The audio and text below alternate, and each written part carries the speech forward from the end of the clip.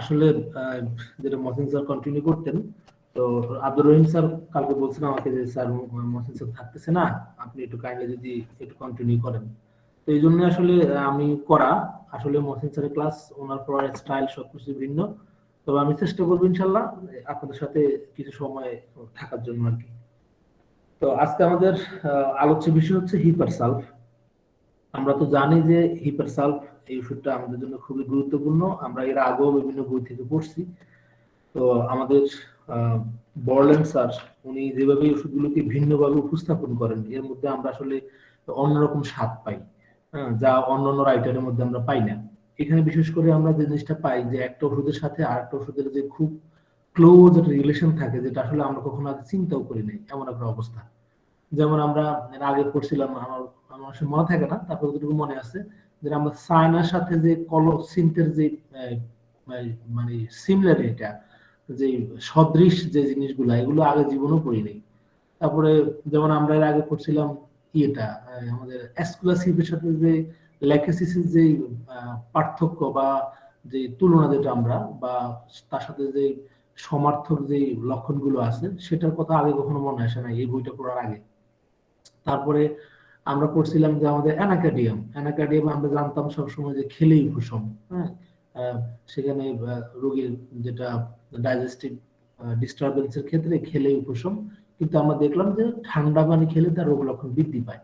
এই যে সূক্ষ্ম সূক্ষ্ম যে পার্থক্যগুলা, এটা বর্লেন স্যার আমাদের সামনে নিয়ে আসছেন। তো সেই আঙ্গিকে আজকে আমাদের আরেকটা ওষুধ পড়া, সেটা হচ্ছে আমাদের হিপারসালভ। তো আশা করি হিপারসালভ পড়লেও আমরা এই ধরনের কিছু অন্য ওষুধের সাথে আমরা তুলনা পাবো। তো আল্লাহ তাআলার কাছে সাহায্য প্রার্থনা করছি। তো বিসমিল্লাহ পড়ে শুরু করতেছি। আউযু বিল্লাহি মিনাশ শাইতানির রাজিম, বিসমিল্লাহির রহমানির রহিম। হিপারসালভ, Hipersalp is another of the medicine which are neglected in digestive disturbance, and many cases in which we ought to give Hipersalp are given Naxvomica instead. তাহলে আমরা তো এর আগে এই ডাইজেস্টিভ ডিস্টারবেন্সের জন্য বা হজম সংক্রান্ত যে বিশৃঙ্খলা বা গোলযোগের জন্য যে ওষুধগুলো আমরা পড়ে আসছিলাম, তার মধ্যে আমাদের হিপারসালভ অন্যতম একটা ওষুধ বা আরেকটা ওষুধ, অ্যানাদার মেডিসিন, যেটা এটা আমাদের কাছে অনেক সময় অবহেলিত, neglected. Hepar sulph is another of the medicines which are neglected in digestive disturbance. Hepar sulph হচ্ছে আরেকটা ওষুধ যেটা ডাইজেস্টিভ ডিস্টারবেন্সের ক্ষেত্রে বা হজম সংক্রান্ত বিশৃঙ্খলার ক্ষেত্রে আমাদের কাছে অবহেলিত, বা আমরা ওইভাবেই ওষুধটাকে চিন্তা করি না অনেক সময়, এটা আমাদের চোখের আড়ালে থেকে যায়। And many cases in which we ought to give Hipersalp are given Naxvomica instead. যেখানে আমাদের হিপারসালভ দেওয়া উচিত বা দেওয়ার কথা, আমরা অনেক রোগীর ক্ষেত্রে আমরা সেখানে নাক্সভূমিকা দিয়ে ফেলি।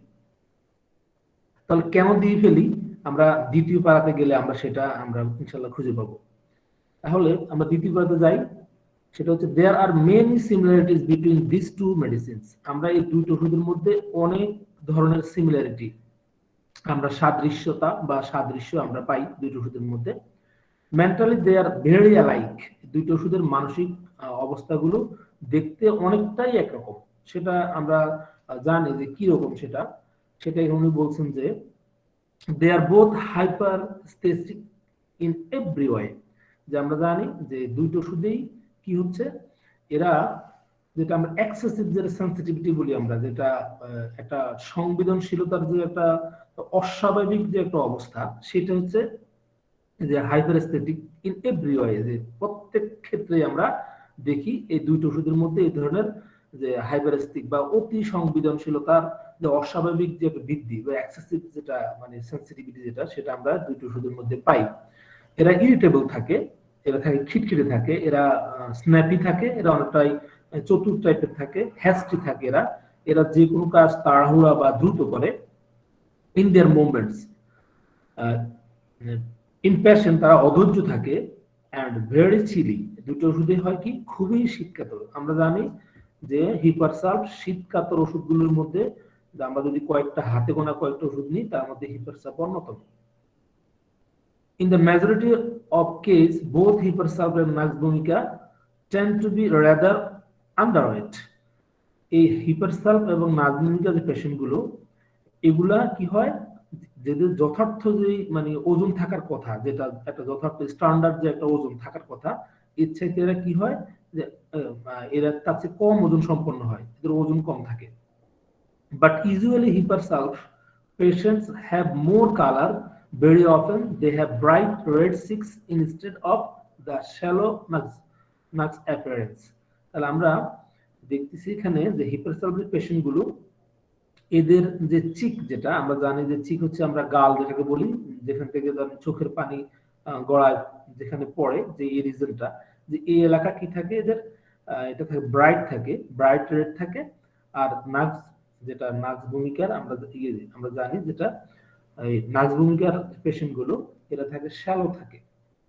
শ্যালো বলতে আমরা যেটা বুঝি যে একটা সাধারণ যে একটা থাকে, একটা বর্ণ বা রূপ বা একটা ন্যাচারাল যে কমপ্লেক্সন যেটাকে আমরা বলি, সেক্ষেত্রে এটা কি হয়ে যায়, অনেক ক্ষেত্রে ফ্যাল হয়ে যায় বা ইয়েলো হয়ে যায়, এই ধরনের কমপ্লেক্সনটা থাকে নাক ভূমিকার ক্ষেত্রে।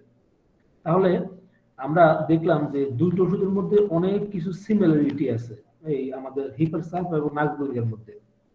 আমাদের যে হিপারসালফের ক্ষেত্রে আমরা তো জানি যে এই হিপারসালফ পেশেন্ট গুলো এরা ওভার সেনসিটিভ থাকে, আমরা জানি অতি সংবেদনশীল, যেটা আমরা জানি থাকে এরা। এরা সামান্য একটু যদি কারণে এরা কি হয়, এরা খিটখিটে হয়ে যায়, এরা মানে যেটা খিটখিটে হয়ে যারা, এরা কোনো ধরনের ব্যথা সহ্য করতে পারে না। আমরা জানি যে হিপারসালফ পেশেন্ট গুলো সামান্য ব্যথা, টাচ, এদের পাশ দিকেও গেলেও এরা কি হয়, অনেক সময় ব্যথা পাবে, এদের অনুভূতি থাকে আমাদের আর্নিকার মতো। এরাও কিন্তু যেটা কোনো ধরনের ব্যথা সহ্য করতে পারে না। তারপরে এরা এই সামান্য ব্যথার ক্ষেত্রে অনেক সময় এরা কি হয়, অজ্ঞান হয়ে যায়। এবং এদের স্কিন, যেটা স্কিনটা আমরা কি করতে পারি না, টাচ করতে পারি না, ধরতে গেলে এরা সরে যায়, ব্যথা করে। আমরা রোগী যখন, ডাক্তার যখন কোনো পেশেন্টকে এক্সামিন করবে, তখন এদেরকে ধরা যায় না, ছোঁয়া যায় না। এবং এরা ইভেন কি, এমনকি কোনো ক্লথ, জামা কাপড়, হ্যাঁ, জামা কাপড়ের স্পর্শ কিন্তু হিপোসালফার পেশেন্ট গুলো সহ্য করতে পারে না। আমরা জানি হিপোসালফার পেশেন্ট গুলো এই ধরনের ওভার সেনসিটিভ হয়। এক্ষেত্রে আবার আমরা দেখলাম যে আমাদের নাকজনিত যে পেশেন্ট গুলো, যে নাকজনিত পেশেন্ট গুলো আমরা দেখলাম এরাও কিন্তু এই ওভার সেনসিটিভ হয়। এরাও বিভিন্ন ধরনের লাইটের ক্ষেত্রে আমরা জানি, টাচের ক্ষেত্রে, যেমন আলো, তারপর দিয়ে কোনো ধরনের স্পর্শ, তারপরে আমরা জানি ঠান্ডা, দুটো শুধু শীতকাতর আমরা আসবো এরপরে, এদের ঠান্ডার প্রতি বা বিভিন্ন ধরনের খাওয়ার প্রতি আমরা জানি যে নার্সিং পেশেন্ট গুলো বিভিন্ন খাওয়ার প্রতি কি থাকে, সেনসিটিভ থাকে, এরা ওভার সেনসিটিভ থাকে। যেমন আমরা জানি যে এরা মশলা জাতীয় খাবার গুলো বা গরম খাবার বা বেশি খাবার খেয়েও এরা কি হয়, অসুস্থ হয়ে যায়। হ্যাঁ, তো পরে দিয়ে এরা বিভিন্ন ধরনের অ্যালোপ্যাথিক ওষুধ খেয়েও এরা কি হয়, এরা অসুস্থ হয়ে যায় বা এদের অ্যালোপ্যাথিক ওষুধের প্রতি এদের সেনসিটিভিটি থাকে। তাহলে আমরা এখানে দেখলাম যে দুইটা ওষুধেই ক্ষেত্রে আমরা দেখলাম যে সিমিলারিটি আছে এদের, হ্যাঁ, বিশেষ করে মানসিক লক্ষণের দিকে দুইটো ওষুধের মধ্যে অনেক পার্থক্য পাই। কিন্তু স্ক্যান অ্যাপিয়ারেন্সের ক্ষেত্রে আমরা দেখলাম যে এই হিপারসালফার পেশেন্ট গুলোর এদের ব্রাইট রেড চিক থাকবে, এবং যে নাক্সভূমিকার পেশেন্ট গুলো এরা থাকবে শ্যালো অ্যাপিয়ারেন্স থাকবে, যে তাদের ন্যাচারাল যে কালার থাকার কথা যেখানে, সেটা না থেকে সেটা অনেকটা হলুদাভ বা যেটা প্যাল বা ফ্যাকাশে হয়ে যাবে, এই ধরনের থাকবে। তাহলে আমরা এই দুইটা প্যারাতে যে জিনিসটা দেখলাম সেটা আবার একটু বলি যারা পরে আসছেন। সেটা হচ্ছে আমরা দুটো প্যারাতের মধ্যে আমরা যেটা দেখলাম সেটা হচ্ছে যে হিপারসাপ ওষুধটা আমরা অন্যান্য যে ডাইজেস্টিভ ট্র্যাক্টে যে ওষুধগুলো ব্যবহৃত হয় বা ডাইজেস্টিভ ট্র্যাক্টের ডিস্টারবেন্সের ক্ষেত্রে বা হজম সংক্রান্ত বিশৃঙ্খলা বা গোলযোগের ক্ষেত্রে যে ওষুধগুলো ব্যবহৃত হয়, এর মধ্যে হিপারসালফো একটি, কিন্তু এই ওষুধটাকে আমরা প্রায় নেগলেক্ট করি, অবহেলিত করি বা অবহেলিত থাকে আমাদের কাছে, আমরা ভালোভাবে না জানার কারণে বা না পড়ার কারণে আমরা অনেক সময় এই হিপারসালফের জায়গাতে নাক্স ভূমিকা দিয়ে ফেলি। তারপরে রাইটার বলছেন যে মেনি সিমিলারিটিস, দুটো ওষুধের মধ্যে আমরা অনেকগুলো সিমিলারিটিস পাই, সাদৃশ্য যেটা আমরা পাই, মিল পাই আমরা দুটো ওষুধের মধ্যে। বিশেষ করে মানসিক দিক থেকে এরা অ্যালাইক। আমি যে কথাগুলো এখন বললাম সেগুলো সবই মানসিক লক্ষণ। এরা দুটো ওষুধেই একরকম থাকে মানসিক লক্ষণগুলো। এরা অতি সংবেদনশীলতা, যেটাকে আমরা জানি এক্সেসিভ সেন্সিটিভিটি, যেটা হাইপার এস্থেটিক থাকে। এরা যে কোনো ধরনের শব্দ, গন্ধ, বর্ণ বা টাচ বা এই সব কিছুর ব্যাপারেই এরা কি থাকে, অতি সংবেদনশীল থাকে এরা। হ্যাঁ, যেটা সংবেদনশীলতার একটা অস্বাভাবিক একটা পর্যায়ে থাকে এরা। তারপরে এরা কি থাকে, যে কোনো ক্ষেত্রে এরা মানে খিটখিটে থাকে এরা। তারপরে এরা অনেকটাই চতুর, যে কোনো কাজগুলো খুব দ্রুত করে এরা, হ্যাস্টি থাকে এরা। এদের মুভমেন্ট, কাজকর্ম, চলাফেরার মধ্যে এরা খুব দ্রুত থাকে। এরা অধৈর্য থাকে, কোনো ধরনের ধৈর্য থাকে না এরা এক জায়গায়, বা কোনো একটা কাজে এরা স্থির থাকতে পারে না এই ধরনের। আমরা তো নাচ ভূমিকার এর আগের লক্ষণগুলো আমরা জানি যে এরা কাজের মধ্যে ডুবে থাকে, এদের অ্যাম্বিশাস থাকে এরা। এরা শুধু কেবল গোল বা মানে একটা অ্যাম্বিশন নিয়ে এরা থাকে, থাকতে থাকতে এক সময় এদের শরীরের মধ্যে বা মনে, দেহে, যেটা আমরা জানি ফিজিক্যাল, মেন্টাল, সব ক্ষেত্রেই এদের এক ধরনের কোলাপস অবস্থা চলে আসে একরকম। সেখান থেকে আমরা দেখলাম এদের যে ন্যাচারাল যে কালার সেটাও থাকে না এক সময়, সেটাও শ্যালো হয়ে যায়। আচ্ছা, তাহলে দেখলাম মেজরিটি কেসের ক্ষেত্রে আমরা দেখলাম যে নাক ভূমিকা এবং হিপের সাপ্লিমেন্টেশন গুলো আন্ডার ওয়েট থাকে। এদের যে পরিমাণ বা যথার্থ যে ওজন থাকার কথা সেটা থাকে না, এরা অনেকটাই কি হয়, আন্ডার ওয়েট হয়ে যায়। তারপরে হিপের সালপেশন গুলোর মোর কালার থাকে, কালারফুল থাকে এরা, বিশেষ করে এদের রং, বর্ণটা, চোখের যেটা চিক, গাল এই রিজনটা, ফেসের এই রিজনটা কি হয়, ব্রাইট রেড থাকে এদের। কিন্তু নাজভূমিকার পেশেন্ট গ্রুপ থাকে শ্যালো থাকে, যেটা ন্যাচারাল যে কালার থাকার কথা সেটা না থেকে ইয়েলোইশ বা ফেল এই ধরনের কালার হয়ে যায়। তো এই যতটুকু পড়ছি এ পর্যন্ত কি আমরা মোটামুটি বুঝতে পারছি স্যারেরা? জি স্যার, আলহামদুলিল্লাহ স্যার। আচ্ছা, তাহলে আমাদের এর পরে প্যারাতে চলে আসি আমরা।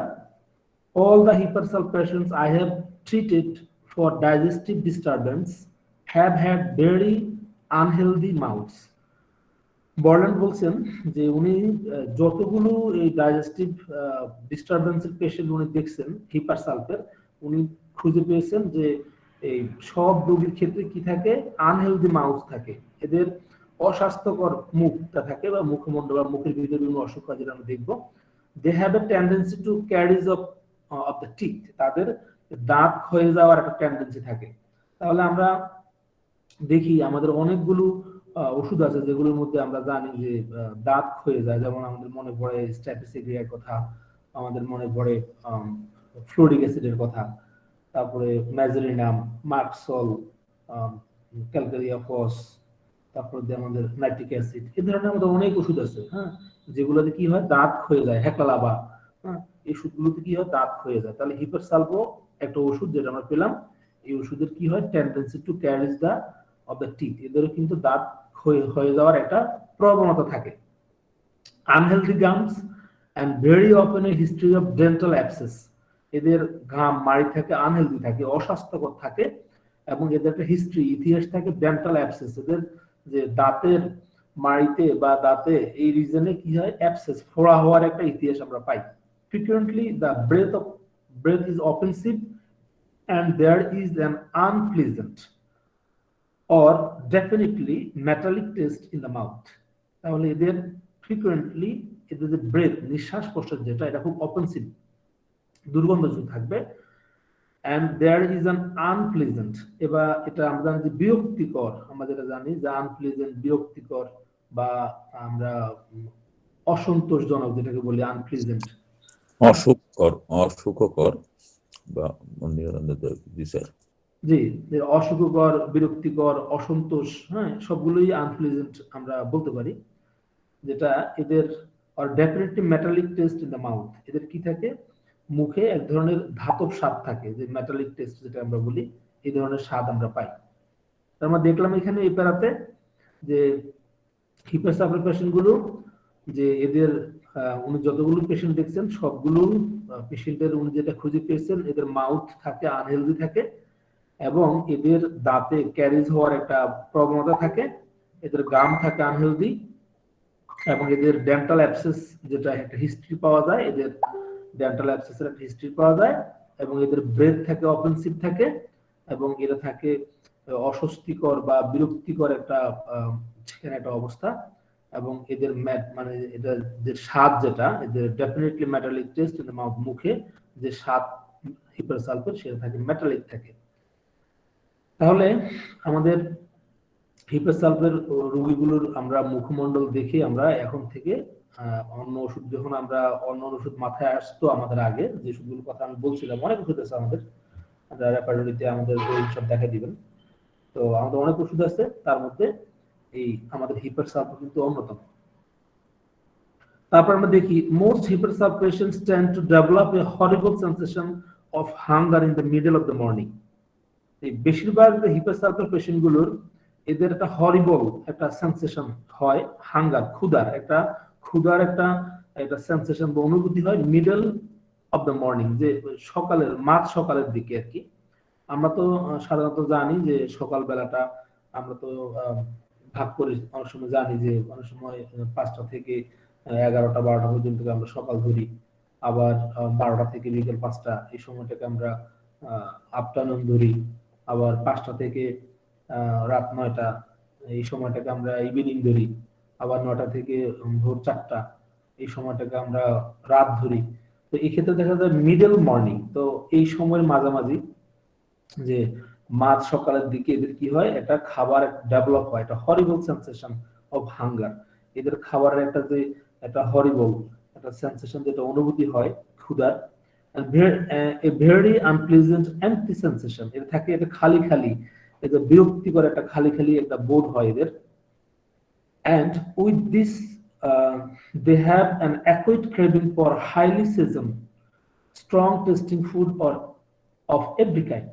আমরা জানি যে হিপারসালফ এই সময় হিপারসালফের পেশেন্ট গুলো যে হাইলি সিজন যে ফুড গুলো আছে, আমরা জানি স্ট্রং টেস্টিং যে এই যেটা হচ্ছে যে খাবারগুলো আমরা জানি যেগুলো আচার ধরনের আচার বা বেশি মশলাযুক্ত খাবার, যেমন চানাচুর আচার, মশলাদার খাবার, বারবিকিউ, বা ওই যে আমরা জানি যে বিভিন্ন ধরনের যে মাংসের যে আইটেম গুলো করা হয় অনেক মশলা দিয়ে খাওয়া, আমাদের ইন্ডিয়ান খাবারগুলা যেগুলো আমরা বলবো যে মশলাদার যে খাবারগুলো, আচার চানাচুর, এই ধরনের যে হাইলি সিজন খাবারগুলো খাওয়ার প্রতি এই এই হিপার সালফারের একটা ক্রেভিং থাকে বা ডিজায়ার থাকে।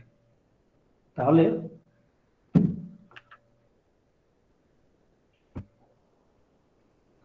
আমরা দেখলাম যে হিপার সালফার পেশেন্ট গুলোর যেটা এরা একটা হরিবল সেন্সেশন হয় মিডল মর্নিং এর দিকে, এবং সেটা খুবই কি থাকবে, আনপ্লেজেন্ট থাকবে, একটা এমটি একটা খালি খালি বোধ থাকবে, এবং তাদের যে অ্যাকুইট একটা ক্রেভিং থাকবে এর সাথে। হাইলি সিজন যে ফুডগুলো, যে চানাচুর আচার, মশলা জাতীয় খাবার, যে বারবিকিউ, এই ধরনের, বা অনেক সময় অনেক ড্রিঙ্কস গুলো যে যেটা মশলাযুক্ত যে খাবারগুলো, এই ধরনের খাবারগুলোর প্রতি এদের কি থাকে, ডিজায়ার থাকে বা ক্রেভিং থাকে। আচ্ছা, তারপরে দেখি আমরা দেখবো আমরা যে one thing that always suggests Hippersal is the fact that not only are the local gastric symptoms relieved by food, but the patients themselves feel 100%. তাহলে আমরা দেখলাম যে এই যে এই যে হিপোসালফেজের এই লক্ষণটা যেটা ওয়ান থিং, এই ব্যাপারটা দ্যাট অলওয়েজ সাজেস্টেড, এটা ইঙ্গিত দেয় হিপোসালফের ক্ষেত্রে যে not are the local gastric symptoms relieved by food, but the patients themselves feel 100% better after a meal. It seems to leave them generally quite apart from the grief of their local symptoms. তাহলে এই যে একটা ব্যাপার যেটা আমরা দেখতেছি, এটা আমাদেরকে হিপারসালফ নির্বাচনে আমাদের একটা ইঙ্গিত দেয়, সেটা হচ্ছে যে খাবার পরে খেলে এদের লোকাল সিমটম গুলো যে উপশম হয় তা না, বরং এদের 100% এরা একদম শতভাগ এরা কি করে, বেটার ফিল করে। হ্যাঁ, খাওয়ার পরে এরা বেটার ফিল করে। আমরা তো অনেক সময় জানি যে অনেক ওষুধের মধ্যে পাই যে আমরা জানি যেমন গরম দুধ খেলে আমাদের স্যালোডোনিয়ামের পেট ব্যথা ভালো হয়ে যায়। তো এই হিপারসালফ দেখলাম যে এই থেকে একটু ব্যতিক্রম, সেটা হচ্ছে যে লোকাল সিমটম না, যে গ্যাস্ট্রিক সিমটম গুলো না, শুধু এরা যদি খাবার খায়, খাবার খাওয়ার পরে এদের 100% এরা বেটার ফিল করে। এরা এটা মনে হয় যেন যে এই যে খাবার খাওয়ার পরে দেন লিভ দেম জেনারেলি, মানে এদের যেন শারীরিক অবস্থার একটা উন্নতি আমরা খুঁজে পাই। এটা quite apart from the relief of the local symptoms, মানে এটা তাদের যে স্থানীয় যে উপসর্গগুলা, হ্যাঁ, এই যে স্থানীয় যে উপসর্গগুলা এগুলোর যে একটা পায়, যেটা উপশম পায় তার চাইতে এই এটা আলাদা যেটা। তাহলে আমরা এই প্যারা থেকে যেটা পেলাম যে যে লক্ষণটা এটা আমাদের খুবই ইঙ্গিত দেয় হিপার সালভ নির্বাচনের ক্ষেত্রে, যেটা হচ্ছে হিপার সালভের পেশেন্ট গুলো খেলে, হ্যাঁ, এদের শুধু কেবল যে গ্যাস্ট্রিক সিমটম গুলোই উপশম হয় না, বরং এরা 100% এরা বেটার ফিল করে খাবারের পরে। আচ্ছা, তাহলে খেলে উপশম আমরা এই লক্ষণটা পেলাম হিপার সালভের ক্ষেত্রে। These patients usually suffer from a good deal of heartburn with very troublesome acid irritations. তাহলে আমরা দেখব যে এই যে হিপারসালভ পেশেন্ট গুলো এরা কি করে, এরা হার্টবার্ন, এরা বুক জ্বালা পড়ায় এরা ভোগে, এবং এটা খুবই ট্রাবলসাম, খুবই কষ্টদায়ক থাকে, এবং এই ক্ষেত্রে যে কি হয় অ্যাসিড ইরিটেশন থাকে, যে টক ঢেকুর হয় যেটা। তাহলে আমাদের এই হার্টবার্নের ক্ষেত্রে কিন্তু আমরা অনেক ওষুধের আগেও পড়ে আসছি, আমরা বিভিন্ন ওষুধের মধ্যে আমরা লক্ষণগুলো পেয়েছি, তার মধ্যে হিপারসালভ একটা ওষুধ আমরা পেলাম আজকে। এদেরও কি হয় হার্টবার্নের ক্ষেত্রে আমরা ব্যবহার করতে পারি, বিশেষ করে এটা খুবই ট্রাবলসাম থাকে এবং এর সাথে টক ঢেকুর হয়। তারপর আমরা দেখতেছি তারপর প্যারাতে associated with the empty feeling in the stomach is a very distressing sensation of the whole abdominal contents hanging down. This is particularly increased by standing about or by walking. তাহলে এর সাথে কি এই যে এমটি ফিলিং হয়, যে খালি খালি যে বোধ থাকে, এদের এর সাথে কি থাকে ভেরি ডিস্ট্রেসিং সেন্সেশন, খুবই একটা কষ্টদায়ক একটা অনুভূতি থাকে, whole abdominal contents hanging down. এরা মনে করে যেন যে আমাদের যে অ্যাবডোমিনাল কন্টেন্ট যেগুলো থাকে, যে নাড়িভুড়িগুলো থাকে, আমরা জানি যে ভিসেরাগুলো থাকে, যে এগুলো এদের যেটা মানে হ্যাঙ্গিং ঝুলে পড়ছে এই ধরনের একটা অনুভূতি থাকে এদের। This is particularly instant by standing about or walking. এটা এদের যখন ওরা কি হয় দাঁড়িয়ে থাকে, হ্যাঁ, দাঁড়িয়ে থাকে অথবা যখন হাঁটাহাঁটি করে তখন তাদের এই লক্ষণগুলো কি হয় বেড়ে যায়। তাহলে আমাদের দাঁড়িয়ে থাকা এবং হাঁটার ক্ষেত্রে আমাদের অনেক ওষুধ আছে যেগুলো আমরা জানি যে এই লক্ষণগুলো হাঁটলে বাড়ে, কোনো কোনো লক্ষণগুলো দাঁড়িয়ে থাকলে বাড়ে, আমরা জানি। তো এক্ষেত্রে আমাদের হিপারসালফা কিন্তু এটা অন্যতম একটা ওষুধ। In spite of this nagging sensation, এই যে ঝুলে যাওয়া যে একটা অনুভূতি যেটা থাকে এদের, এটা সত্ত্বেও দে are made uncomfortable by anything in the nature of abdominal support. External support of any kind seems to increase their distress. এই যে এদের যে ভিসেরাগুলো বা অ্যাবডোমিনাল যে কন্টেন্টস গুলো যে ঝুলে যাচ্ছে, এদের যে অনুভূতি এদের মধ্যে আসে, এই অনুভূতি সত্ত্বেও এরা কি করতে পারে না কোন ধরনের abdominal support or external support. আমরা জানি অনেক সময় যে ব্রায়োনিয়া যে পেশেন্ট গুলো এরা কি করে, বা রাস্টকের পেশেন্ট গুলো অনেক সময় দেখি এরা ওড়না বা কোনো কাপড় দিয়ে এরা কি করে এই পেঁচিয়ে রাখে, হ্যাঁ, আক্রান্ত স্থান, যেমন ব্রায়োনিয়া যে আক্রান্ত স্থান এরকম শক্ত মানে কোনো কাপড় দিয়ে ওড়না দিয়ে গামছা দিয়ে এরা কি করে বেঁধে রাখে, তাহলে এরা উপশম ফিল করে।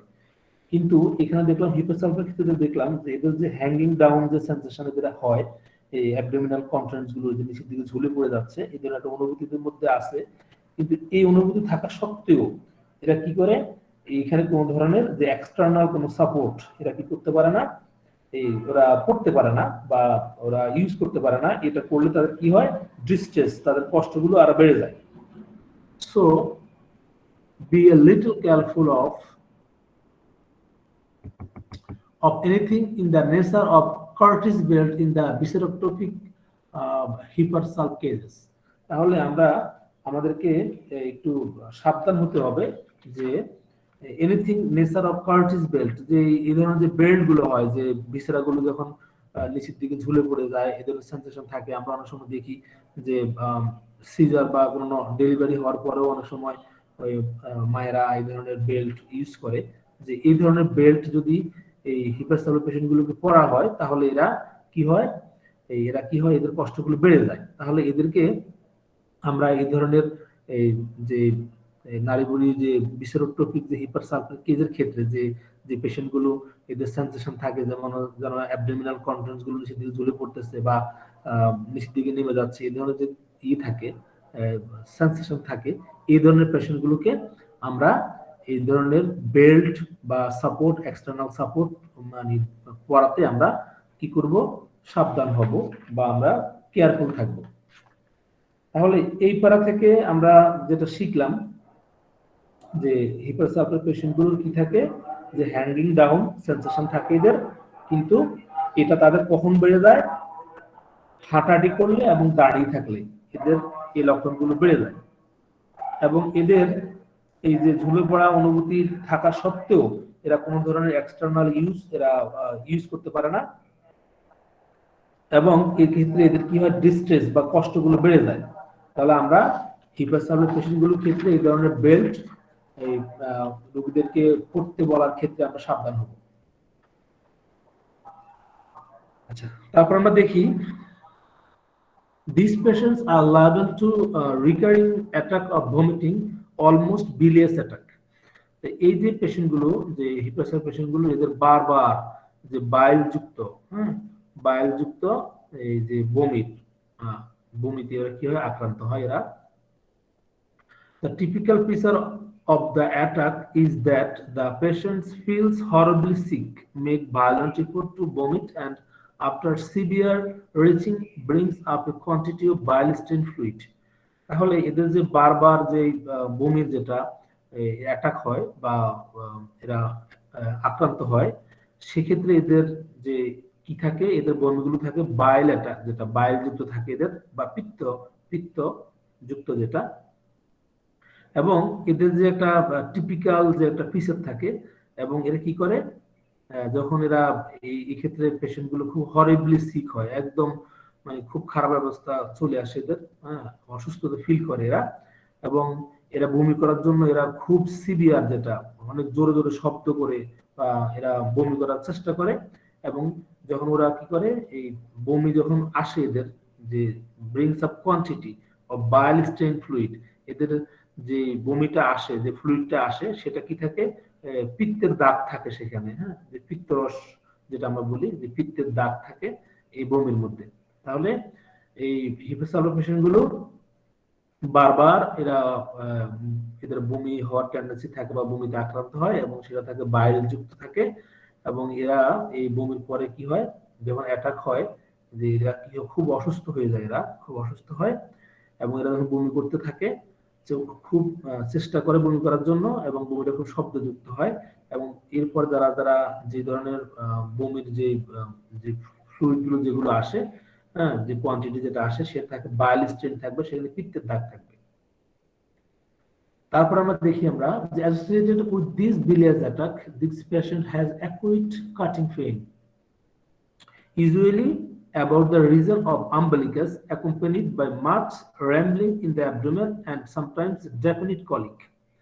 তাহলে এই যে bilious যে অ্যাটাক হয়, যে বাইল যুক্ত যে এদের বমির যে হয় অ্যাটাক হয়, এর সাথে এদের পেশেন্টের কি থাকে, অ্যাকুইট, যেটা একটা তরুণ যেটা আমরা বলি বা নতুন কি হয়, একটা কাটিং পেইন, একটা কেটে ফেলার মতো ব্যথা, usually about the reason of umbilicus, যে নাভির স্থানে।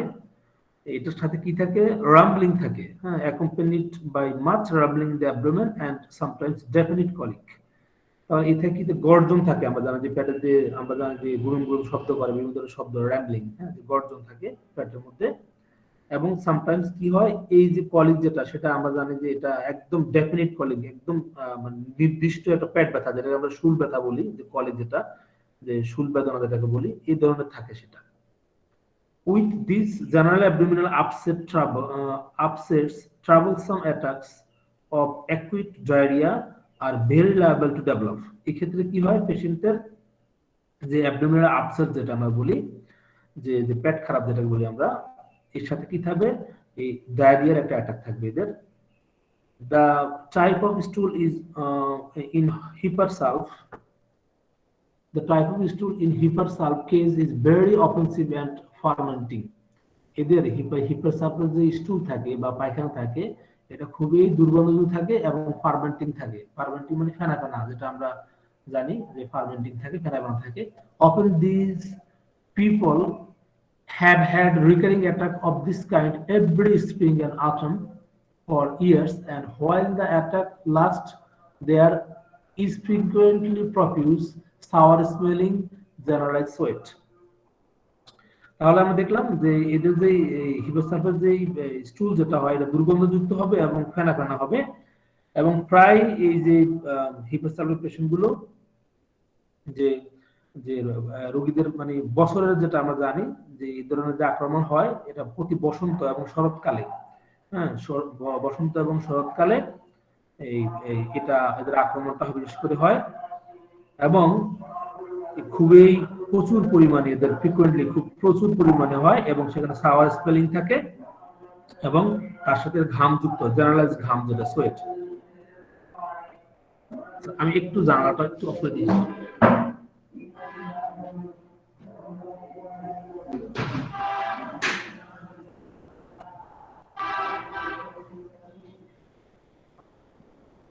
আচ্ছা, তারপর দেখি আমরা স্যার এই যে জানালা বন্ধ করলেন স্যার, এটা কিন্তু হিপারের লক্ষণ স্যার।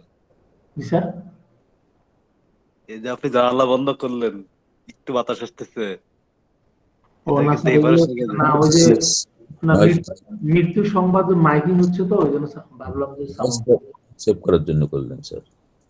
আচ্ছা জি, আচ্ছা তারপর দেখি in addition to the craving of stimulating foods of all kinds, there is one hypersal characteristic which is sometimes a great help with the digestive upset.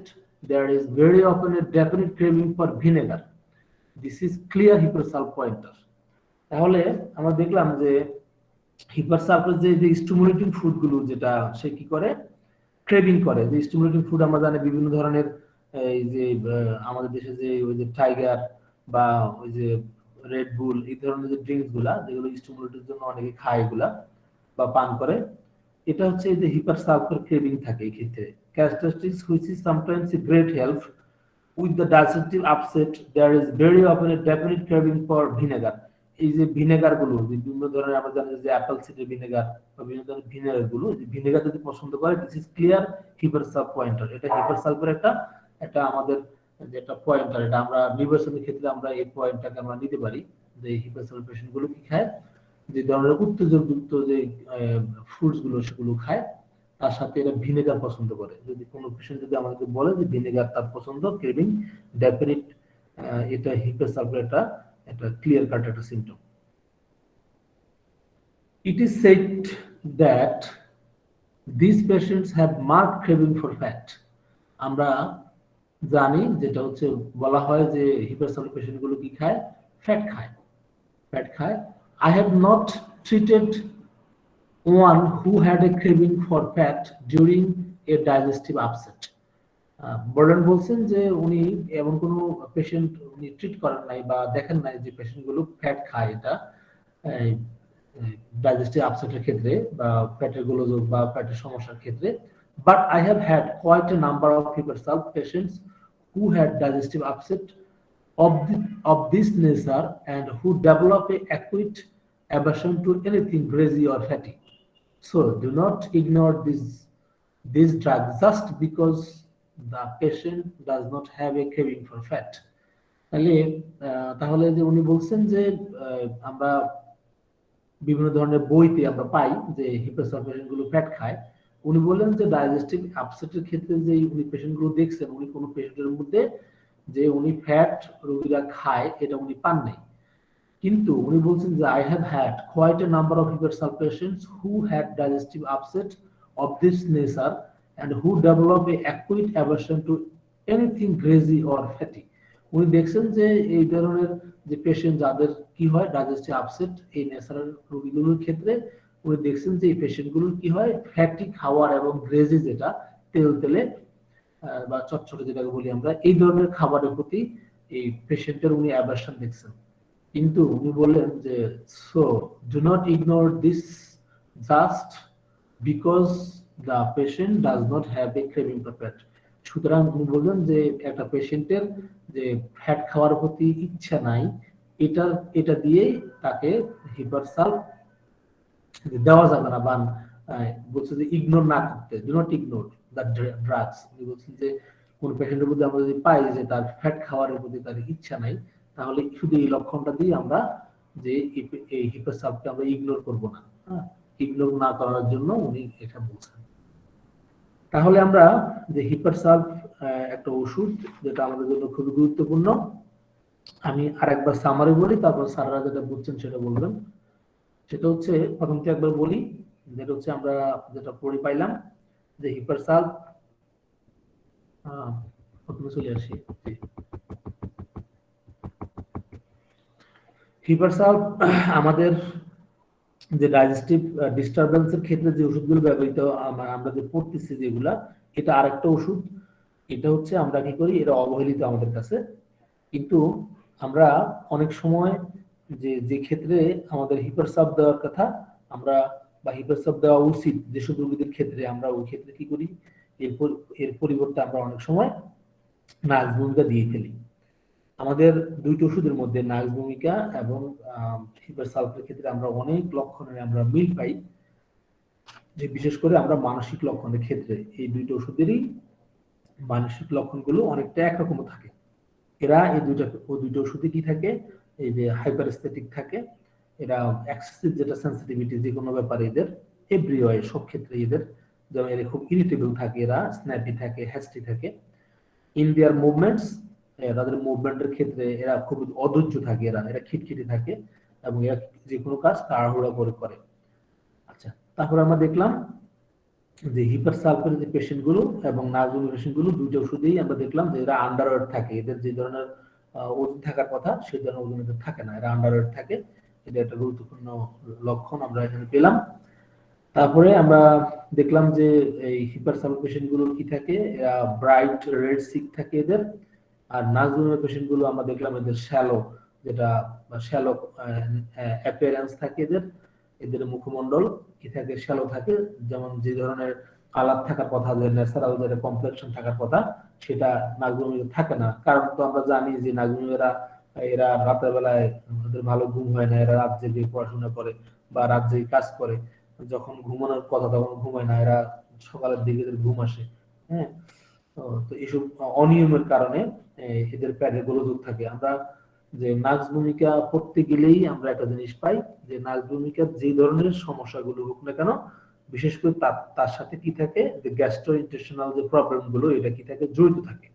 হ্যাঁ, নাক্সের যে হজম ক্রিয়ার সাথে একটা, এই হজম ক্রিয়ার একটা ব্যাঘাত আমরা অনেক নাক্সের রোগীদের মধ্যে আমরা পেয়ে থাকি এটা। তারপর আমরা দেখলাম যে এই নাক্স ভূমিকা এবং হিপারসালভের যে সিমিলারিটি গুলোর মধ্যে আমরা আরো জানি যে যে এরা কি থাকে, ইরিটেবল থাকে, ইমপেশেন্ট থাকে। আমরা দেখলাম এখানে এরা অ্যাম্বিশাস থাকে, নাক্সের পেশেন্ট গুলো আমরা জানি অ্যাম্বিশাস থাকে এরা। তারপরে এরা অল্পতেই এরা কি হয়, এরা ক্ষিপ্ত হয়ে যায়। হ্যাঁ, আমরা জানি এটা। আর যে কোনো কাজ এরা খুব দ্রুত করে এরা। তারপরে আমরা জানি যে এরা এই নার্সের পেশেন্ট গুলো এত বেশি এরা খুঁতখুঁতে থাকে যে এদের নির্দিষ্ট যেখানে যেটা রাখার কথা, হ্যাঁ, সেটা যদি সেখানে যদি না রাখে তাহলে কি এদের মেজাজ খারাপ হয়ে যায়। এই জন্য এদের অধীনস্থ যারা কাজ করে এদের অফিসে, হ্যাঁ, তারা যদি মানে একটা জিনিস যেখানে রাখার কথা সেখানে না রাখলে যে নার্সের পেশেন্ট গুলো খুব উত্তেজিত হয়, এরা স্ক্রিমিং করে, চিল্লাচিল্লি করে। হ্যাঁ, তো এগুলো আমরা জানি যে নার্সের পেশেন্ট। আর আমরা দুটো ওষুধের মধ্যে আমরা জানি এরা খুবই শীতকাতর থাকে, এই নাক্স এবং আমাদের হিপারসালভ, যে এরা ঠান্ডা এদের লক্ষণগুলো আমরা বাড়ে আমরা জানি। তারপরে দিয়ে আমরা নাক্সের এবং হিপারসালভের যে লক্ষণ দেখলাম, এখানে এদের ওরা কোন ধরনের এই জামা কাপড় ইভেন কি এই ধরনের টাচ ওরা সহ্য করতে পারে না, যেটাকে আমরা হাইপার, যেটা এক্সেসিভ সেন্সিটিভিটি থাকে এদের, যে কোনো টাচে, নয়েজে, শব্দ, এই সব কিছুতেই এই দুটো ওষুধের ডোগ্রামগুলো বেড়ে যায়। এই জন্যই এখানে রাইটার বলছেন যে এই মেন্টালি যে দুইটা ওষুধের মধ্যে অনেক সিমিলারিটি থাকে। হ্যাঁ, এবং এই ক্ষেত্রে আমরা অনেক সময় যে হিপারসালভের ক্ষেত্রে জায়গাতে আমরা অনেক সময় ভুল করে নাক্স ভূমিকা দিয়ে ফেলি, এই কথাই উনি এখানে বলছেন আমাদেরকে। তারপর আমরা যেটা দেখলাম যে হিপারসালভ পেশেন্ট গুলো কি হয়, এদের উনি বললেন যতগুলো রোগী উনি দেখছেন হিপার সালফের সব রোগীর ক্ষেত্রে কি থাকে, আনহেলদি মাউথ থাকে এদের, এবং এদের দাঁতের কি থাকে, টেন্ডেন্সি টু ক্যারিজ, এদের দাঁত ক্ষয় হয়ে যাওয়ার একটা টেন্ডেন্সি থাকে বা প্রবণতা থাকে, এদের ঘাম থাকে, আনহেলদি থাকে এদের, এবং এদের ডেন্টাল অ্যাবসেস হওয়ার একটা টেন্ডেন্সি থাকে। আমরা তো জানি যে অ্যাবসেসের ক্ষেত্রে আমরা অনেক সময় অনেকে চোখ বন্ধ করে অনেক ওষুধ ইউজ করি, যে অনেক প্রচলনও আছে এই ধরনের কথাবার্তা, যে ফোড়া ফাটাইতে গেলে লো পাওয়ারের ওষুধ, আর এটাকে যদি একদম আমরা ভালো করে ফেলতে পারি, শুকিয়ে চাই, এই জন্য আমরা উচ্চ পাওয়ারের হিপার সাব ব্যবহার করি অনেক সময়। তো ফোড়া, এই যে অ্যাবসেসের ক্ষেত্রে আমরা ফোড়া আমাদের খুবই, সরি, অ্যাবসেসের ক্ষেত্রে আমাদের হিপার সালফ খুবই গুরুত্বপূর্ণ ওষুধ। ইভেন কি আমরা জানি যে কোন ধরনের ছোটখাটো আঘাত বা যে কোনো আঘাত যদি হয়, আঘাতের পরে যদি সেখানে যদি পুঁজ জমে যায়, যদি হিলিং যদি না হয়, হ্যাঁ, সেক্ষেত্রে যদি ওভার সেন্সিটিভিটি থাকে, যদি তাপ প্রয়োগে যদি উপশম থাকে, হ্যাঁ, বিশেষ করে অতি সংবেদনশীলতা যেটা আমরা বলবো, যে এক্সেসিভ সেন্সিটিভিটি, যেটা অস্বাভাবিক সংবেদনশীলতা যদি থাকে রোগীর মধ্যে, তখন আমরা গরম প্রয়োগে উপশম দেখলে, আমরা যে কোনো ইনজুরি পরে যদি কোনো সাপোর্টিভ কন্ডিশন হয়, তাহলে আমরা সেক্ষেত্রে হিপার সালফ ব্যবহার করে আমরা দ্রুত এই ধরনের ঘাগুলোকে শুকিয়ে ফেলতে পারবো।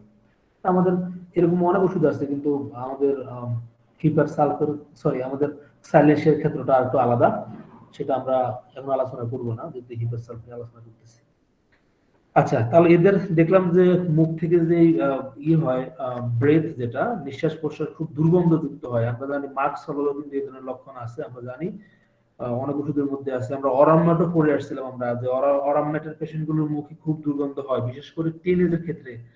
যদি আমরা জানি যে অ্যাডাল্ট যারা বা যারা বয়সন্ধিকালে কোনো ছেলে মেয়ে, এদের মুখে যদি খুব দুর্গন্ধ যদি হয়, সেক্ষেত্রে যদি আমরা অরামমেটের লক্ষণ পাই, তাহলে সেক্ষেত্রে এই সময়ের পেশেন্টদের মুখের দুর্গন্ধের জন্য অরামমেট একটা অন্যতম একটা উপকারী ওষুধ, আমরা এটা মাথায় রাখবো।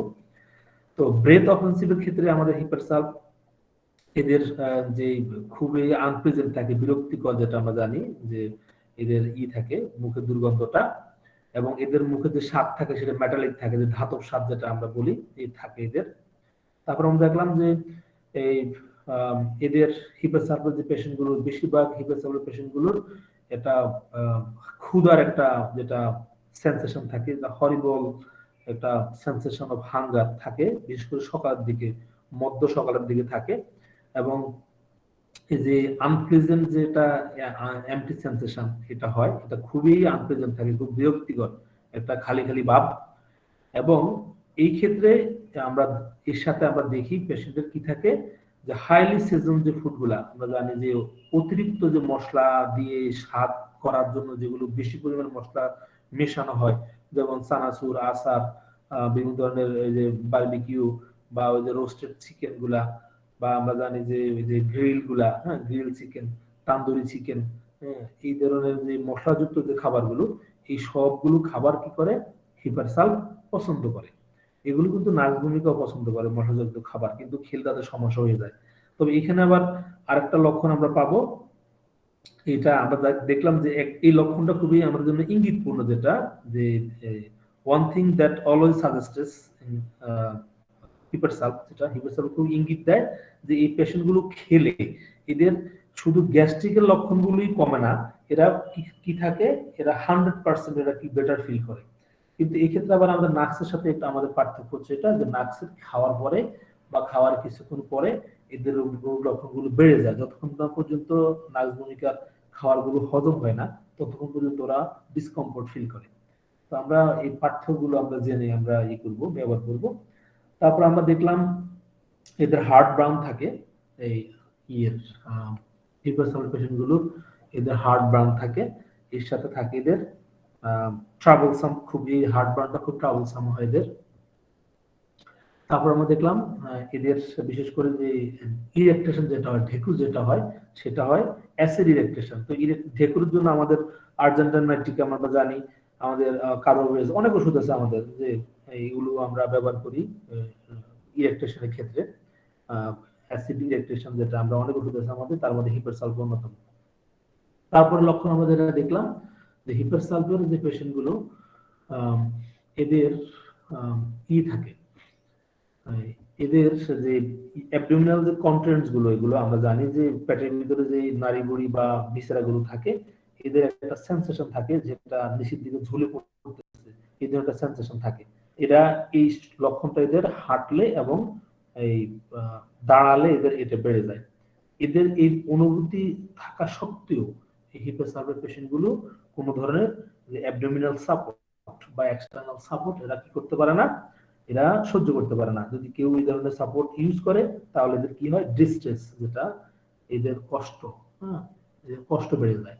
সুতরাং আমরা এই হিপারসালফের এই ধরনের যে ভিসেরোট্রপিক যে ভিসেরাগুলো যেটা ঝুলে পড়ে যায় বা নাড়িভুড়িগুলো নিচের দিকে ঝুলে পড়তেছে, এই ধরনের অনুভূতি সম্পন্ন রোগীদের ক্ষেত্রে আমরা হিপারসালফ ব্যবহারের ক্ষেত্রে আমরা সাবধান হব। তারপর আমরা দেখলাম যে হিপারসালফ পেশেন্টগুলোর যে বমি, যেটা বারবার এদের বমির অ্যাটাক হয় এবং সেটা বমিগুলো থাকে এই থাকে থাকে পিত্ত পিত্ত, হ্যাঁ পিত্ত, পিত্ত মিশ্রিত থাকে এদের এই বমিগুলা। তারপর দিয়ে এরা কি করে, যে বমিগুলো বের করে নিয়ে আসে, এরা খুবই এরপরে কি হয়, এরা হরবলি সিক হয়ে যায়, দুর্বল হয়ে যায় এরা বমির পরে। এবং যে বমিগুলো ওরা বের করে নিয়ে আসে, যে ফ্লুইড গুলো আসে, সেগুলো বাইল থাকে, বাইল স্টেন থাকে বা পিত্তের দাগ থাকে সেখানে। তারপরে আমরা দেখলাম যে হিপারসালফ পেশেন্ট গুলোর যে বাইল যুক্ত যে বমির অ্যাটাকের সাথে এদের যে কাটিং পেইন থাকে, এদের যে কেটে ফেলার মতো যে ব্যথা, সেটা হয় অ্যাবডোমিনাল রিজনে বা আম্বিলিকাস রিজনে থাকে এই ব্যথাগুলো। তার সাথে কি হয়, গর্জন থাকে, রাম্বলিং থাকে, শব্দ হয়। এবং এই যে ব্যথাটা, এটা একসময় খুব ডেফিনিট, একদম মানে যে সত্যিকার অর্থে যে পেট ব্যথা, যা সুর ব্যথা ব্যথা, এটা সেই ব্যথাই হয়। এবং এই এদের যে ইগুলা, যে অ্যাবডোমিনাল যে আপসেট, যেটা যে পেট পেট খারাপ, যে খুবই ট্রাবলসাম থাকে। এবং এটা এর সাথে কি হয়, অ্যাকুইড ডায়রিয়া, এদের অ্যাকুইড ডায়রিয়া ফর্ম করে এদের। এবং এদের ডায়রিয়াটা হয় খুব দুর্গন্ধযুক্ত হয় এবং ফেনা ফেনা হয়, ফার্মেন্টিং হয়। আচ্ছা, তারপর আমরা দেখলাম যে এদের ডায়রিয়াটা বিশেষ করে এই স্প্রিং এ, যেটা আমরা জানি যে প্রতি বসন্ত এবং শরৎকালে এই সময় এর অ্যাটাক হয়। এর সাথে ফ্রিকোয়েন্টলি প্রফিউজ হয় এবং কি থাকে, সাওয়ার স্পেলিং থাকে, এদের টক গন্ধযুক্ত থাকে এবং জেনারেলাইজড সোয়েট। তারপর আমরা দেখলাম যে হিপারসালফ পেশেন্ট গুলো এদের সব ধরনের খায়, এরা স্টিমুলেটিং ফুড এরা খায় সব ধরনের, যেগুলো স্টিমুলেট করে বা আমরা জানি খেলে শরীরে ওই যে একটা চেতনা আসে। যেমন বিভিন্ন ড্রিঙ্কস গুলো, যে রেড বুল, টাইগার, স্পিড, যে এই ধরনের ড্রিঙ্কস গুলো, হ্যাঁ, বা যে যে খাবার গুলো খেলে শরীর স্টিমুলেট হয়, এই ধরনের খাবার গুলো এরা পছন্দ করে। তার মধ্যে আমরা দেখলাম এই এটা খুবই ডাইজেস্টিভ, যেটা আপসেটের ক্ষেত্রে এরা কি খায়, এদের খুবই ক্রেভিং থাকে ভিনেগারের প্রতি। যদি কোনো পেশেন্টের আমরা এই লক্ষণটা পাই, এটা একটা ক্লিয়ার হিপারসালফ পয়েন্টার। তারপর আমরা দেখলাম যে হিপারসালফের পেশেন্ট গুলো আমরা জানি যে যে এরা বলা বলা আছে বা বলা হয়েছে বা বিভিন্ন বইতে আছে এই ধরনের, যে এরা ফ্যাট পছন্দ করে। কিন্তু এখানে রাইটার বলছেন যে উনি যতগুলো রোগী দেখছেন ডাইজেস্টিভ আপসেটের ক্ষেত্রে, উনি কোনো পেশেন্ট পান নাই যে যারা এই ফ্যাট খায়। কিন্তু উনি বললেন যে আপসেটের ক্ষেত্রে, ডাইজেস্টিভ আপসেটের ক্ষেত্রে যে পেশেন্ট গুলো বা উনি পেয়েছেন, তাদের ছিল ফ্যাটি খাওয়ার এবং যে গ্রেজি এই ধরনের খাওয়ার প্রতি অনীহা ছিল। তারপর উনি আমাদেরকে বললেন যে জাস্ট আমরা যে ফ্যাট খাওয়ার প্রতি অনিচ্ছা, এই লক্ষণ, শুধু এই লক্ষণ দিয়েই আমরা হিপারসালফ কোন রোগীকে দেওয়া থেকে আমরা বিরত থাকবো না। তো এটা ছিল আমাদের ডাইজেস্টিভ ট্র্যাক্টের হিপারসালফ, যেটা আমাদের খুবই কাজে লাগবে বা আমরা লাগাই এক্ষেত্রে। তবে আমি হিপারসালফের যে পেশেন্ট, অনেক সময় আমরা যেটা জানি যে হিপারসালফ এই যেটা আমরা এটা অনেকটাই যে সিপিলিটিক যে ওষুধগুলা, তার মধ্যে সিপিলিটিক অ্যাফেকশন বেশি থাকে হিপারসালফের মধ্যে আমরা জানি। তো এই ক্ষেত্রে এই বিভিন্ন ধরনের যে আলসারেটিভ কন্ডিশন গুলোর ক্ষেত্রে আমরা এই হিপারসালফ আমরা ব্যবহার করি। তারপর দিয়ে আমরা হিপারসালফের যে রোগী সম্বন্ধে আমরা দেখলাম, এদের মানসিক লক্ষণটা আমরা দেখলামই। তারপরে হিপারসালফের পেশেন্ট গুলোর যে সাপোর্টিভ যে কন্ডিশন গুলো হয়, যে টনসিলের ক্ষেত্রে বা আমরা যে ওটাইটিস মিডিয়ার ক্ষেত্রে, আমরা যে কর্নিয়াল যে আলসারের ক্ষেত্রে, লিকুরিয়ার ক্ষেত্রে, বা আমাদের যে এই বিশেষ করে আমরা এই হিপোসালভের আরো যে লক্ষণগুলো আমরা পাই, আঙ্গুল হারা বা আঙ্গুলের কোনো ধরনের সমস্যা যদি হয়, আঙ্গুলের কোণে আমরা জানি যে বিভিন্ন ধরনের আঘাতের ফলে এগুলো পেকে খুঁতযুক্ত হয়ে যায়, যেটাকে আমরা ফ্যালন বা নেল, নেলের যে হয়, বিভিন্ন ধরনের ডেস্ট্রয় যেগুলো হয় এবং খুবই সেন্সিটিভ থাকে, এরা রোগীরা এগুলোকে টাচ করতে দেয় না। তো এইসব ক্ষেত্রে আমরা আমাদের হিপাসালফার আমরা ব্যবহার করি। আবার আমরা জানি যে হিপাসালফার পেশেন্ট গুলো যে ওরা আনকাভারিং এর ক্ষেত্রে ওরা যেহেতু শীতকাতর, এরা কাভারিং খুব পছন্দ করে, এটা আমরা জানি। তারপরে দিয়ে খোলা বাতাসে, বিশেষ করে আমাদের শীতকালের যেটা ড্রাই কোল্ড, এই ওয়েদারে আমরা জানি যে হিপাসালফার রোগ লক্ষণগুলো বেড়ে যায়। হ্যাঁ, আবার আমরা হিপাসালফার আরেকটা লক্ষণ যেটা আমরা ব্যবহার করি যদি আমরা রোগীদের মধ্যে পেয়ে থাকি, এরা কি হয়, এই যে আমাদের কস্টিকাম বা আমাদের ফেরামেট বিভিন্ন ওষুধের মধ্যে আমরা ড্রিবলিং ইউরিনেশন পাই, যে প্রস্রাব ফোঁটা ফোঁটা পড়ে বা প্রস্রাবের বেগ ধরনের অক্ষমতা থাকে অনেক রোগীদের ক্ষেত্রে আমরা দেখি এটা। এই হিপাসালফার পেশেন্ট গুলোর কিন্তু এই যে ব্লাডারটা দুর্বল থাকে। হ্যাঁ, যদিও ডাইজেস্টিভ ট্র্যাক্টের ওষুধগুলো পড়তেছি, তো এই ক্ষেত্রে এই কথাটা বলি যে এটা ব্যবহার করি অনেক সময়, যে এদের আমরা জানি আগেও আমরা পড়ছিলাম এটা ডেস্কটপ গাইড থেকে, যে এদের ইউরিনারি ব্লাডারটা দুর্বল থাকে, এই জন্য এদের প্রস্রাবটা ফোঁটা ফোঁটা হয় এবং এদের প্রস্রাব অনেক সময় আটকে যায়। হ্যাঁ, স্ট্রিকচার হয়, অনেক সময় আটকে যায়। আবার আমরা প্রোস্টেট অ্যালার্জির ক্ষেত্রে অনেক রোগীর ক্ষেত্রে এটা ব্যবহার করি। মোট কথা হচ্ছে হিপারসালফের যেই আমরা যেটা ফিজিক্যাল মেন্টাল সব ধরনের লক্ষণ যদি আমরা পেয়ে যাই, এক্ষেত্রে আমরা হিপারসালফ ব্যবহার করতে পারি। তো হিপারসালফের একটা রোগীর কথা মনে পড়ে, যদিও আপনাদের এটা কাজে লাগবে কিনা জানি না। আমি যে মসজিদে নামাজ পড়ি, বিশেষ করে ফজরের নামাজটা পড়ি আর শুক্রবারের নামাজ পড়ি, এই মসজিদের মুয়াজ্জিম সাহেব, উনি বৃদ্ধ একজন ব্যক্তি, উনি এত কাশি ওনার, মানে এই কাশতে কাশতে উনি যখন প্রায় দেখি যে নামাজ শুরু হয়ে যাবে এমন সময়ে উনি বাইরে আসে কফ ফেলার জন্য, এবং বিশেষ করে অনেক বেশি কফ ওনার, এবং উনি খুব শীতকাতর ছিলেন পেশেন্ট। তো একদিন ওনাকে আমি বললাম যে হুজুর আপনার কি অবস্থা, কি ওষুধ খান? বলে স্যার আমার তো এই কাশি ভালো হচ্ছে না দীর্ঘদিন থেকে। আমি ওনাকে হিপার সালফ দিছিলাম, আলহামদুলিল্লাহ এই হিপার সালফ খেয়ে উনি এখনো ভালো।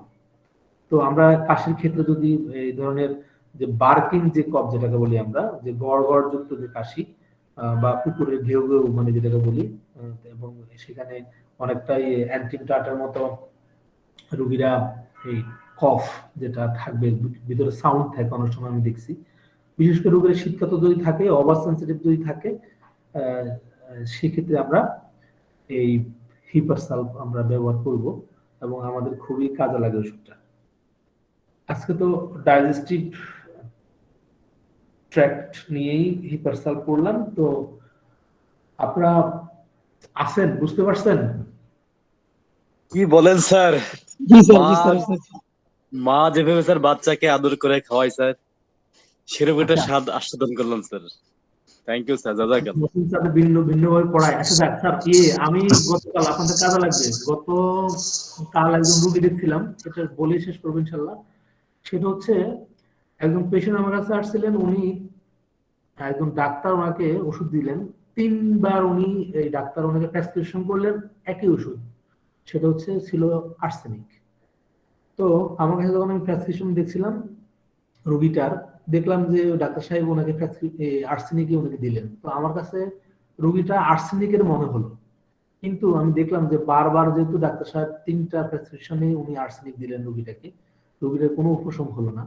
তখন আমি ভিন্ন আঙ্গিকে চিন্তা করলাম যে এর কারণ কি বা অন্য এর রোগের কারণ কি, মূল কি, এগুলো দেখে আমি ভিন্নভাবে ওনাকে ওষুধ দিলাম, কিন্তু ওষুধে তেমন উপকার হলো না। তো শেষে ওই রোগীর ছেলে আমার কাছে আসলো, তো রোগীর সাথে আমার কথা বলাই দিল, দেওয়ার পর দিয়ে উনি আমাকে যেভাবে বললেন যে আমি মরে যাচ্ছি, আমি মরে যাবো, আপনি যদি পারেন আমাকে ওষুধ দেন, আমি মরে যাচ্ছি, আমি আর বাঁচবো না। যে ধরনের সমস্যাগুলো সব গরমে উপশম হয় ওনার, উনি অস্থির, বারবার বলতেছেন মারা যাচ্ছেন, আমি বাঁচবো না, এই ধরনের লক্ষণগুলো। পরে আমি কি করলাম, ওনাকে অ্যালেন পটেন্সির এই হিপের সালভ ওনাকে দিলাম আমি, সরি এই আর্সেনিক দিলাম। দেওয়ার পরে ওনাকে বললাম এই পানিতে মিশিয়ে একটু প্রথম 1 ঢাকনা আধা কাপ পানিতে মিশাবেন, মিশিয়ে ওখান থেকে ওনাকে ঘন ঘন দিবেন। বিকেলবেলা ছিল ওই সময়। তো পরের দিন সকালবেলায় রোগীর ছেলে আমাকে ফোন দিল যে আম্মু তো এই ওষুধ খেয়ে আপনার আলহামদুলিল্লাহ উনি তো সারা রাত ঘুমাইছেন, উনি খুব ভালো ছিলেন। তো আমি এই কথা বলতেছিলাম এই সময় আপনাদেরকে এই জন্যই যে অনেক সময় আমরা বিভিন্ন ডাক্তার প্রেসক্রিপশন করবেন, ওষুধ দিবেন, কিন্তু এরপরেও কিন্তু আমরা আরো ভালোভাবে, আজ থেকে আমাদের শিক্ষাটা হলো যে ওষুধ যদি সিলেক্ট হয় এটা আমাদের মাথায় আসবে যে যিনি ডাক্তার সাহেব যে ওষুধ দিলেন কাজ করলো না, কেন করলো না, সেখানে কোনো ব্যারিয়ার থাকতে পারে, বা উনি যে ওষুধটা দিলেন সে ওষুধের পিউরিটিও নাও থাকতে পারে, বা ওষুধটা ভালো ছিল না। তো এই জন্য কোনো ওষুধে যদি আমরা ক্লিয়ার কাট যদি লক্ষণ পাই, হ্যাঁ, সেক্ষেত্রে অন্য ডাক্তার যদি ওষুধ দিয়ে থাকেন আমরা শক্তি পরিবর্তন করে আমরা যদি আমরা কনফার্ম থাকি আমরা এটা দিব। কিন্তু এটা যদি আমি যেভাবে সহজভাবে নিয়েছিলাম যে ওই ডাক্তার তো বারবার 3বার প্রেসক্রিপশনে উনি আর্সেনিক দিলেন কিন্তু রোগীর কোনো উপকার হয় নাই, তো আমি কারণ দেখে কিছু ওষুধ দিই, হ্যাঁ, কিন্তু আমি এতে ব্যর্থ হয়েছিলাম। যাক, রোগী আবার যখন ফেরত আসছে, আসার পরে ওষুধ দিলাম, আলহামদুলিল্লাহ রোগী এখন ভালো। তো এই কথাটাই আসলে শেয়ার করতে চাচ্ছিলাম যে যে আসলে আমরা রোগী যদি লক্ষণ যদি পেয়ে যাই ভালোভাবে, আমরা চিন্তা করে দেখবো যে ওষুধটা যে আগে ডাক্তার দিয়েছেন সেটা অথবা শক্তির তারতম্য ছিল বা ওষুধের মানে পিউরিটি নাও থাকতে পারে। তো আমি আমার যেটা পেলাম আমি আমি আমার মতে ওষুধ দিব। তো এটাই আপনাকে জানালাম আর কি, আমার কাছে খুব ভালো লাগছে এবং নিজের একটা শিক্ষা হলো আমার আর কি, এটা আপনাদের সাথে শেয়ার করলাম। জি, ধন্যবাদ সবাইকে। আমাদেরও ধারণা হলো স্যার, থ্যাংক ইউ স্যার।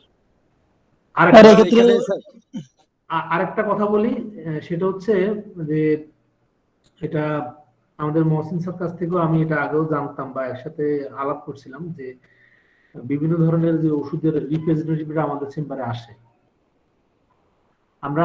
আমি আপনাদেরকে আশার কথা শোনাবো, যেটা মহসিন স্যার বা অন্যান্য ডাক্তার যারা আছেন অনেকে আমাদেরকে আশা দিচ্ছেন। আশাই আসলে আমাদেরকে আশা নিয়ে থাকতে হবে, তাহলে আমরা ভালো করতে পারবো। তো আমাদের আসলে কিছু কিছু ব্যাপারে একটু বেরোয় আসতে হবে গন্ডি থেকে। হ্যাঁ, আমাদের চেম্বার বা রোগী দেখার স্টাইল, রোগীকে সময় দেওয়া বিভিন্ন ভাবে। গতকাল একজন রোগী দেখছিলাম আমি, গ্রিন হোমিও হল থেকে উনি আসছেন, 1.5 বছর চিকিৎসা করছেন। তো ওনার টেস্টিং করার পরে উনি আমাকে বললেন যে আপনি আমাকে যেভাবে টেস্টিং করলেন বা জানলেন, আমাকে তো এইসব কিছু জিজ্ঞেস করা হয় নাই। ও ডাক্তার খুব ব্যস্ত ছিলেন, আমাকে তো কিছু জিজ্ঞেস করা হয় নাই, হয়তো বা এগুলো যেভাবে নিছেন আপনি নিলে তো উনি ওষুধ দিলে আমি ভালো হতাম। তো রোগীলিপি করার সময় আমাদেরকে একটু সময় দিয়ে করা উচিত। আরেকটা ব্যাপার বলবো আমি, যে বিভিন্ন ধরনের ওষুধ কোম্পানির লোকজন আমাদের কাছে আসে যে যদি 2 ডজন এই ওষুধটা কেনেন তাহলে একটা বিছানার চাদর ফ্রি আছে তার সাথে, বা একটা ফ্রাই প্যান ফ্রি আছে। তো ডাক্তারের চেম্বারে এসে আমার অনুরোধ, তাহলে এরাও বুঝে আসবে যখন এদের মানে ব্যবসায় ধস নামবে, হ্যাঁ, তখন এরাও ওদের মতো মানসিকতা নিয়ে আমাদের চেম্বারে আসবে। এটা একটা ডিসগাস্টিং ব্যাপার, একদম ডাক্তারকে এসে অফার করে যে এটা কিনলে আপনি একটা বিছানার চাদর পাবেন। বিছানার চাদরের কি বাজারে অভাব আছে নাকি? ফ্রাই প্যানের কি বাজারে অভাব আছে নাকি? এই ডাক্তারদের মানে এই ওষুধ কোম্পানির এই ধরনের এই মার্কেটিং, এটা আসলে আমার মতে গ্রহণযোগ্য না। আপনার কি বলেন আমি জানি না। জি স্যার, আমাদের যে প্র্যাকটিস, অবশ্যই স্যার। যে ধরনের প্র্যাকটিস সেখানে যায় না স্যার, এটা জি যায় না। জি জি জি। আমাদের কাছে এখন আসে না, যেহেতু এটা তো মানে স্ট্রিক্টলি আমাদেরকে ইগনোর করতে হবে অবশ্যই। এবং এই যে শীতের সময় এই হট হিটার ব্যাগ দিয়ে সাথে করে নিয়ে আসছে, হ্যাঁ, যেরকম ভাবে এইগুলো আমরা দেই ওষুধের ইতে, বলতেও পারছে না। আমি এই ধরনের প্রতারণা নিয়ে মানুষকে চিকিৎসার নামে মানুষকে অপচিকিৎসার মাধ্যমে ফিরে যাওয়ার জন্য আমরা এই প্রসেসটা সবার কাছে চালাবেন না ইনশাআল্লাহ। এগুলো ঠিকই বলছেন স্যার, অবশ্যই। আমি কিন্তু একা একা হাসতেছি রাস্তার মধ্যে বিছানার চাদর দিয়া। আমরাও আসতেছি স্যার। হাসি তো আমরা শুনে ফেললাম স্যার। সিরাজ স্যার, জি স্যার বলেন। স্যার ওই আমি একটু গ্যাপ হয়ে গেছিল যে নার্সের পেশেন্ট, যেমন স্যার ওই যে তার অধীনস্থ ছেলে মেয়েরা, কর্মচারীরা যদি ঠিক মতো কাজ না করে, সুন্দর করে না করে, ঠিক মতো না করে বা টার্গেট ওরিয়েন্টেড না হয়, তখন তার রাগ হয়। তো স্যার হিপারের ক্ষেত্রে কি সেম স্যার এরকমই? হিপারের ক্ষেত্রে তো যেটা হচ্ছে দুটো ওষুধেরই কিন্তু যে মানসিক লক্ষণগুলো একরকম, ওভার সেন্সিটিভ থাকে এরা। হিপারসালভ যেটা হচ্ছে বিভিন্ন ধরনের শব্দ, কথা, হ্যাঁ, যে কোনো ধরনের যে আসলে হাইপারস্থেটিক যে ব্যাপারটা, এটা আসলে যে যে আমাদের যে ইন্দ্রিয়গুলো আছে, যে সব ধরনের উনি বলছেন যে এভরি ওয়ে, যে দেখেন এখানে লেখা আছে এভরি ওয়ে, হ্যাঁ, সব ক্ষেত্রেই কিন্তু এদের এই ধরনের মানুষদের থাকে। তবে নার্সিং হচ্ছে এটা একটু একটা আলাদা একটা ব্যাপার, যেহেতু নার্সিংটা পেশেন্ট গুলো ওই যে অতিরিক্ত কাজ করতে করতে করতে করতে এদের একটা কলাপস অবস্থা চলে আসে, এবং ওদের একটা এটা একটা নার্স একটা ফ্যাস্টিডিয়াসনেস, কিন্তু এটা, হ্যাঁ, এই যে খুঁতখুঁতে স্বভাবটা নার্সের, যে যে জিনিস যেখানে রাখার কথা সেখানে থাকবে, হ্যাঁ, ওই কর্মচারীরা যদি ওখানে না রাখে তাদের মেজাজ খারাপ হয়ে যায়। এটা মানে পড়ছিল মনে হয় আমাদের ইয়েতে ডেস্কটপ গাইডে মনে হয় এই লক্ষণটা আছে, আর ওটুকু মনে পড়ে আমার। জি স্যার, জি স্যার, মহসিন স্যারই পড়াইছিল আসলে। যে ডেস্কটপ গাইডের প্রথম দিকে পড়লে আমরা মনে হয় পাবো, ইন্ট্রোডাকশনে পড়লে এটা। তো ঠিক আছে, আব্দুল্লাহ রহিম স্যার কই? আর রহিম স্যার কি আছে? সিরাজ স্যার, আমার একটা অনুরোধ স্যার, এখানে যে আমাদের বললেন স্যার যে লাস্টে যে কথা বললো যে যে আমি এমন কোন রোগী পাই নাই যে ফ্যাট খেতে পছন্দ করে, আবার লাস্টে বলছে যে ফ্যাট খেতে পছন্দ করে না তাকে আবার ইগনোরও করবো না। তো কথাটা একটু স্যার একটু ক্লিয়ার করলে ভালো হতো ফ্যাটের বিষয়ে। ক্লিয়ার হচ্ছে যে এটা যে মহসিন স্যার যে কথাটা বলছে যে একটা ওই টেবিল দাঁড়াতে গেলে যে 3টা পায়া লাগে, তা আপনি একটা ওষুধ আপনি দিবেন, বিশেষ করে যে অন্যান্য যে স্ট্রাইকিং যে লক্ষণগুলো আমরা পেয়ে যাই, হ্যাঁ, যে হিপোসালফার, যেমন আপনি যদি দেখেন যে তার ভিনেগার খাওয়া বা টক খাওয়া বা স্টিমুলেট খাওয়াগুলোর প্রতি তার ক্রেভিংস আছে, সে ওভার সেনসিটিভ থাকে, সে শীতকাতর থাকে, তার খেলে কুসুম হয়, তার মানসিক লক্ষণগুলো এই সব যদি আপনি পেয়ে যান, তো শেষে শুধু কাল ফ্যাট খায় না, তাহলে এটা দিয়ে আপনি কি বাদ দিবেন? উনি বলছেন শুধু এই লক্ষণটা দিয়ে তোমরা বাদ দিবে না, এই কথাই বলছে আর কি উনি। জি, বুঝতে পারছেন? চমৎকার, চমৎকার স্যার, জি অসাধারণ। স্যার, ধন্যবাদ। খুব সুন্দর একটা সকাল চলে যাচ্ছে স্যার আমাদের। যে মহসিন স্যার বলতেন না যে হোমিওপ্যাথিতে এও হয় ও হয়, সুতরাং ফ্যাট খেলে যখন পছন্দ করে না, আবার করেও কোনো কোনো সময়। আসসালামু আলাইকুম। হয়ে গেছে না? আমরা মেট্রোমেডিকে একটা ঔষধের যতগুলো লক্ষণ পড়ি, একটা রোগীর মধ্যে ততগুলো লক্ষণ পাওয়া কখনোই যায় না। জি স্যার, জি জি জি, অবশ্যই। প্রুভিং এর সময় তো হয়তো 10 জন 20 জন 50 জনের প্রুভিং করছে, সবার তো আর ওই লক্ষণটা আসে নাই। তা আমার রোগীর এই লক্ষণটা নাও আসতে পারে, বাকি লক্ষণ তো মিলতে পারে। জি স্যার।